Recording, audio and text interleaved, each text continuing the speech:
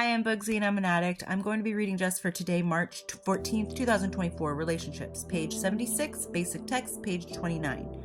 Also, our inventories usually include material on relationships. What an understatement that is, especially in later recovery. Entire inventories may focus on our relationships with others. Our lives have been filled with relationships with lovers, friends, parents, coworkers, children, and others whom we come into contact. A look at these associations can tell us much about our essential character. Often our inventories catalog these resentments that arise from our day-to-day interactions with others. We strive to look at our part in these frictions. Are we placing unrealistic expectations on other people? Do we impose our standards on others? Are we sometimes downright intolerant? Often just the writing of our inventory will release some of this pressure that a troubled relationship can produce. But we must also share this inventory with another human being. That way, we get some needed perspective on our part in the problem and how we can work towards a solution. The inventory is a tool that allows us to begin healing our relationships. We learn that today, with the help of the inventory, we can start to enjoy our relationships with others. Just for today, I will inventory the part I play in my relationships. I will seek to play a richer, more responsible part in those relationships. This one kind of reads to me as you can't put the fault of relationships going south completely on one person, yourself or the other person involved. So you've got to take a step back and realize that in pretty much all conflict, both parties typically have a part that they've played.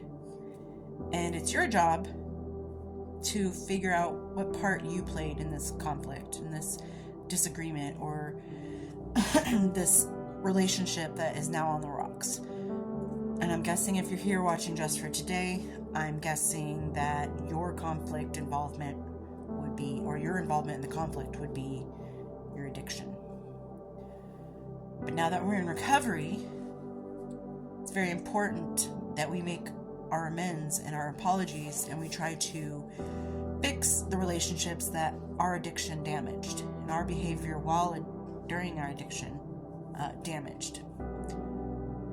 But just always remember that even if you're in recovery, there's going to be conflicts. Your husband, your significant other, your children, your coworkers, your boss, the person at the grocery store. There's always going to be an opportunity of conflict between somebody, especially somebody close to you that you see every day, because it's damn near impossible to go every single day of your life without any kind of minor tiff or major conflict.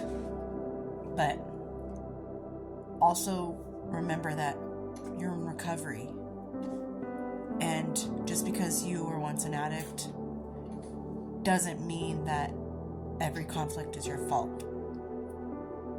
You can't live in the guilt and cater to everyone else's feelings and needs that can interfere with your own because you feel guilty that you need to give more of yourself to somebody in order to make amends. That's not how amends work. You can apologize, you can admit that you were wrong, admit that you made mistakes, and move on from there. But you cannot allow somebody to constantly hold your addiction over your head as a reason why they are always right or you're always wrong. So, I hope everyone's doing well out there, and I'll talk to you guys later. Bye.